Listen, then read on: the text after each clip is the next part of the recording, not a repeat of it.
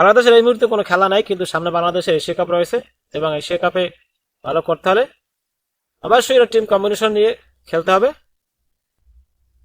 তো যাই হোক, বাংলাদেশে ক্রিকেটের অনেক সমস্যা রয়ে গেছে, সেটা সমাধান না করলে বাংলাদেশ ধারাবাহিক ক্রিকেট কখনোই খেলতে পারবে না। যদিও এক দুইটা ম্যাচ ভালো খেলে, কিন্তু আসলে দিন শেষে কি বাংলাদেশের উন্নতি কতটুকু, ধারাবাহিকতার বড়ই অভাব। তো যাই হোক, আজকে আলোচনা করো বাংলাদেশের ক্রিকেটে আর কি কি করা দরকার। পেসার হান্ট, আপনারা সবাই জেনে থাকবেন যে সাদাত হোসেন রাজীব 2005 সালে পেসার হান্ট থেকে দল এসেছে। মোহাম্মদ রুবেলকে তো আছেন এমন ভক্ত বাংলাদেশে আমার মনে হয় যে নাই। এই রুবেল কিন্তু পেসার হান্ট থেকে আসছে এবং বর্তমানে যারা খেলে এবাদত হোসেন, এও কিন্তু পেসার হান্ট থেকে এসেছে। এই কিন্তু বাংলাদেশ বিমান বাহিনীতে অফিসার পদে চাকরি করতো, কিন্তু সে চাকরি ছেড়ে বাংলাদেশ ক্রিকেটের উন্নয়নের জন্য সে এসেছে। এটা কিন্তু পেসার হান্টের একমাত্র পেসার হান্টের কারণে তারা সার্ভিস দিচ্ছে। এখন এই পেসার হান্ট আগের মতো আসলে আমি দেখি না যে হয়, প্রতি বছর হওয়া উচিত, এবং না হওয়ার কারণে বাংলাদেশ অনেক প্লেয়ার আগের মতো আসলে পেসার হান্ট থেকে যে তৈরি হচ্ছে সেইগুলো তৈরি হচ্ছে না।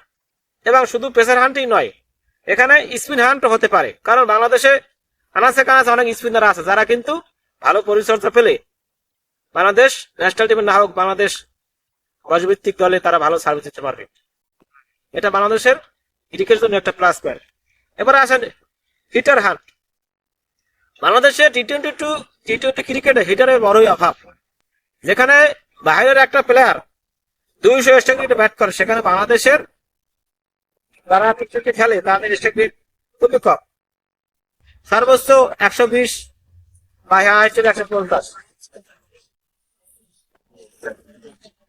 এবং বাংলাদেশে হিটারের জন্য একজন কোচ নিয়োগ করছে, সেটা খুবই ভালো, কিন্তু এই হিটার হান্টের জন্য আমি মনে করি বাংলাদেশে অনেক আনাচে কানাচে খেলার যাদের পাওয়ার হিট রয়েছে, কিন্তু তাদের পরিচর্যার অভাবে, সঠিক পরিচর্যার অভাবে তারা কিন্তু এই ক্লাবে ওইভাবে চান্স পাচ্ছে না।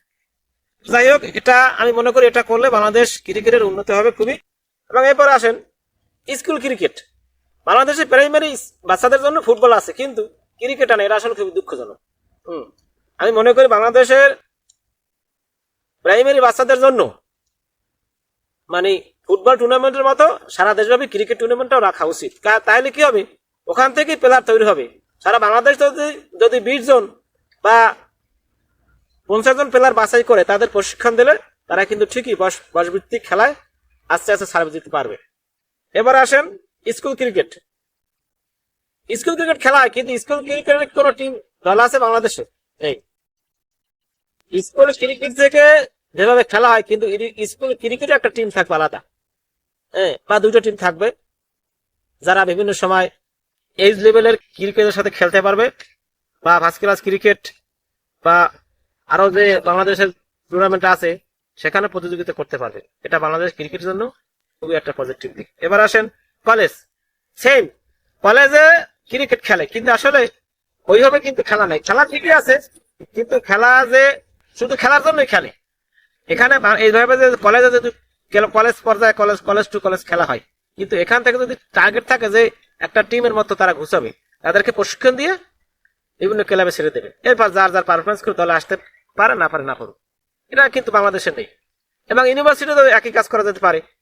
বাংলাদেশে যদি university, school, primary school, high school এরকম টিম থাকে, তারা বিভিন্ন প্রতিযোগিতামূলক ক্রিকেট খেলে, তাহলে সেখান থেকেই প্লেয়ার কম বেশি তৈরি হবেই, এটা আমি নিশ্চিতভাবে বলতে পারি। তো যাই হোক, বাংলাদেশে এই পদক্ষেপগুলো যদি বাংলাদেশ ক্রিকেট বোর্ড, বিসিবি গ্রহণ করে, তাহলে আমি মনে করি যে এটা বাংলাদেশ ক্রিকেটের জন্য খুবই একটা পজিটিভ দিক হবে। সবাই ভালো থাকবেন। আসসালামু আলাইকুম।